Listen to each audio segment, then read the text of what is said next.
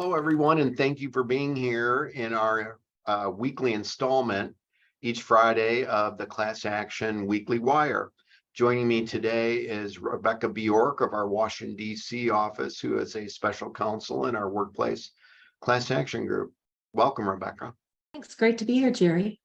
Today, we have a little bit of a different topic, an important one, and one that tends to rear itself from time to time in class action litigation. And that's the topic of sanctions, either sanctions against the plaintiff's lawyer who brought the case or sanctions against defense counsel involved in the class action litigation. And one of the chapters of our Duane Morris class action review details the largest sanctions awards and rulings throughout the United States each year. Rebecca, what are some of the reasons that you've seen in the case law about why courts would ever enter sanctions in a class action?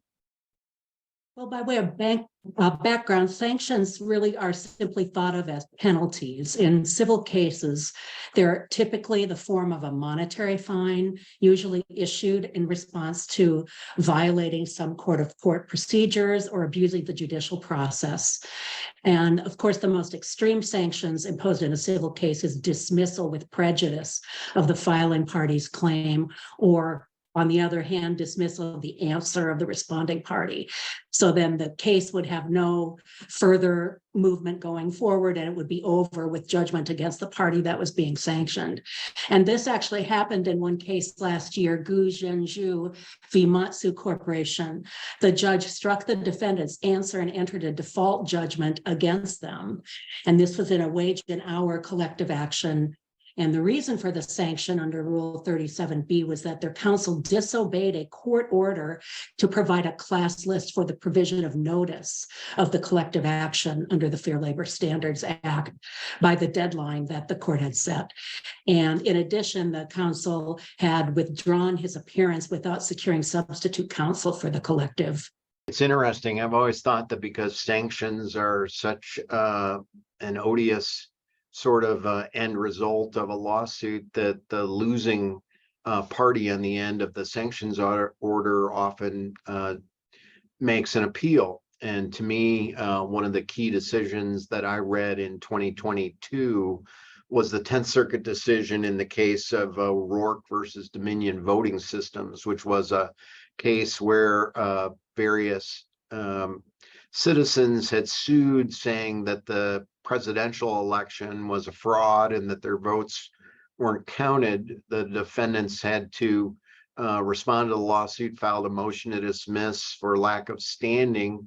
Judge granted it and found that in essence the lawsuit was frivolous, shouldn't have been brought, that the arguments of the plaintiffs in terms of their standing were just entirely frivolous, and to the extent that even during oral argument, they admitted as much. And the district court judge entered sanctions of $187,000. And the 10th Circuit opinion affirming that decision in terms of the sanction order makes for very interesting reading. It's almost a roadmap of what lawyers should not do, and a roadmap in terms of what lawsuits should not be brought because there's no basis in law or fact for them to be brought. And kind of that notion of making a bad situation even worse, where a district court sanction order is then broadcast nationwide in a court of appeals decision, which is exactly what happened, and it was picked up in the media, and it's become quite a important case. I think if you're corporate counsel and you wanted to read one sanctions order, that 10th Circuit decision would be kind of required reading in terms of the sanctions area. That's absolutely right. And if you're a class action attorney, you probably should be aware of the fact that sanctions can be awarded if settlement agreements are violated. And this also happened last year in a case called Asset Acceptance LLC v. Kazat.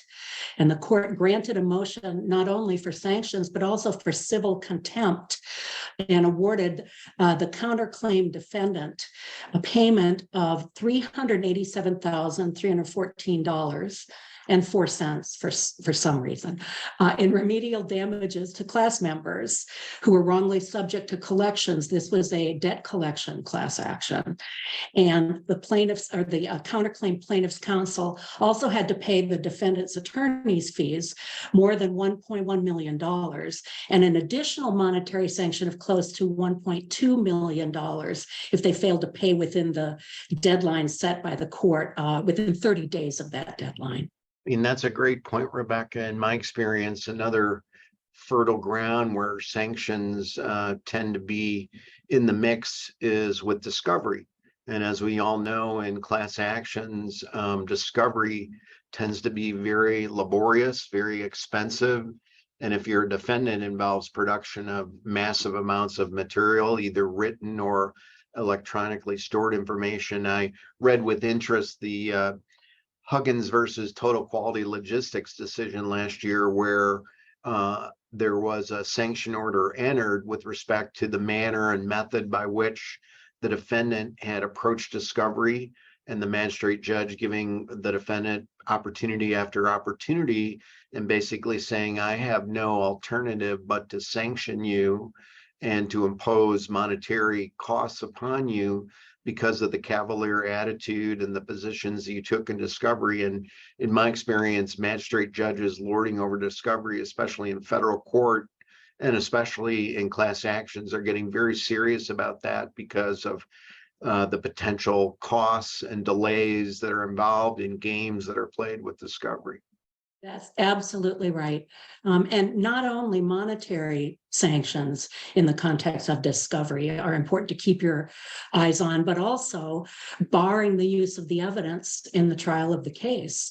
That happened in a case last year, LD et al. V. United Behavioral Health, a class action alleging not paying sufficiently for out-of-network claims for substance use disorder and mental health treatments for people who were insured by the defendant.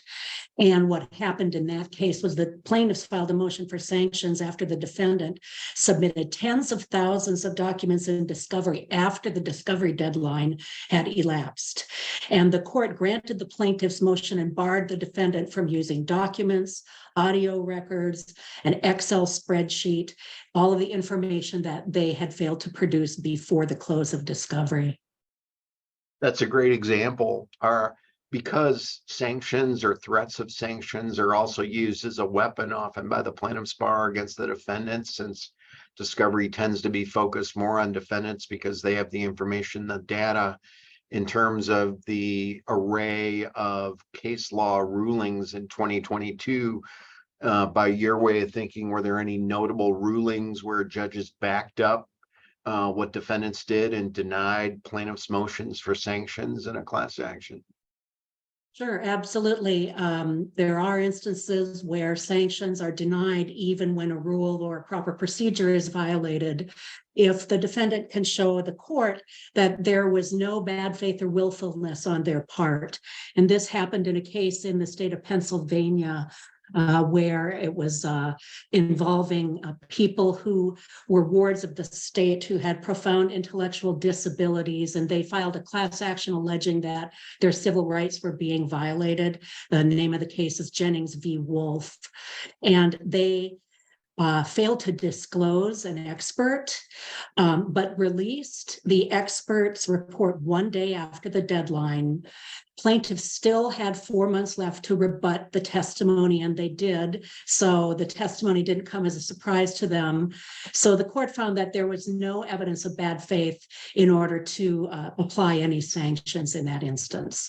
And in a similar case, it wasn't necessarily an issue of lack of bad faith, but the defendant was able to convince the judge that they were not obligated under law to do what the plaintiff's side was asking them to do in a class action. And in this case, it was producing the list of all putative class members' names and addresses prior to certification.